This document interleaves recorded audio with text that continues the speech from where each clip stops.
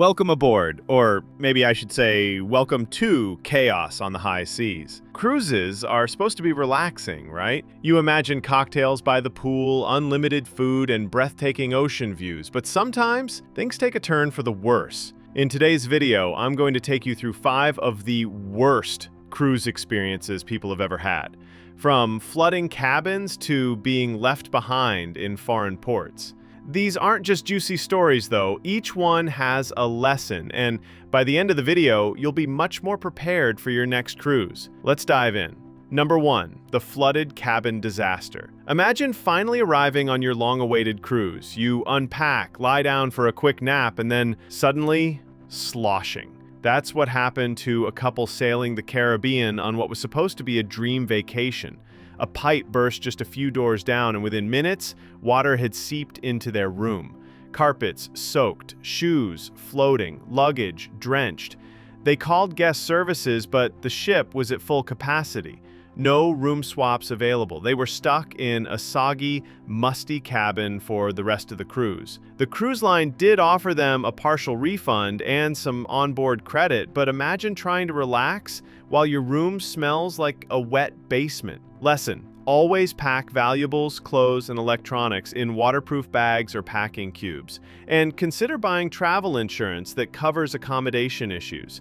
You never know when you'll need a last-minute hotel at the next port. Number 2. Left behind in Mexico. This one is every cruiser's worst fear. A couple decided to book their own excursion in Cozumel instead of going through the cruise line.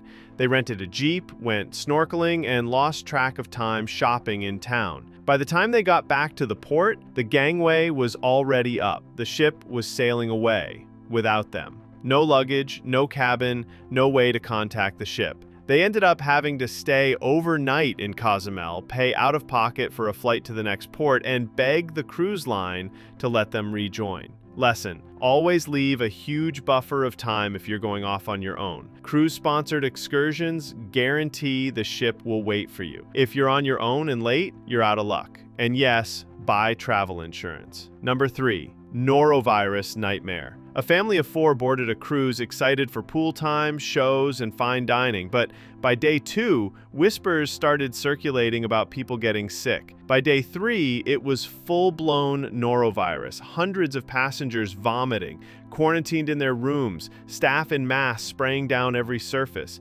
This family spent 4 of the 7 days stuck in their stateroom, unable to leave. They were brought meals through a small crack in the door. The kids were miserable. No pool, no kids club, no fun. Lesson: always bring hand sanitizer. Wash your hands constantly and avoid touching railings and elevator buttons when possible. It may sound paranoid, but Number 4. The Air Conditioning Meltdown. One solo traveler booked a July cruise to the Bahamas, sunshine, beaches, and tropical vibes.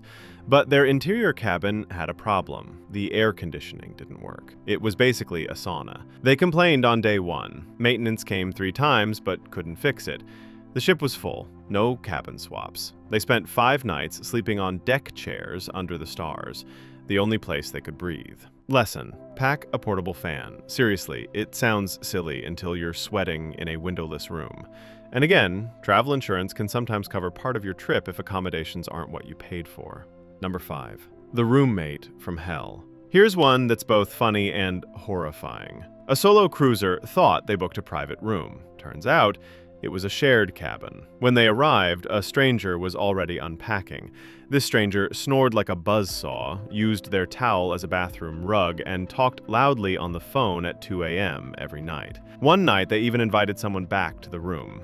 The original passenger ended up sleeping in the library some nights just to get peace. Lesson: double-check your booking details. Some budget-friendly cruise lines automatically pair solo travelers unless you pay extra. If you're cruising alone, always confirm you're booking a solo stateroom. Bonus story: the windy balcony door. One passenger was enjoying a balcony cabin and decided to step out for some fresh air, but they forgot one thing. Balcony doors act like wind tunnels at sea. The moment they opened the door, a giant gust of wind slammed it shut so hard, the glass shattered. Glass everywhere. They weren't hurt, luckily, but the room was a mess, and they had to be moved. Lesson: always close your cabin door before opening the balcony. The pressure difference on cruise ships can cause crazy suction. So there you go. 5 of the worst cruise stories out there, plus 1 bonus. They may sound wild, but each one teaches you something valuable. Cruising is still one of the best ways to vacation, but it's always smart to prepare for the unexpected. Let me know in the comments if you've had any wild cruise experiences, or which of these made your jaw drop. And don't forget to hit that like button and subscribe if you found this helpful or entertaining. I've got more cruise tips, hacks, and crazy stories coming soon. Until then, safe travels, and don't forget your travel insurance.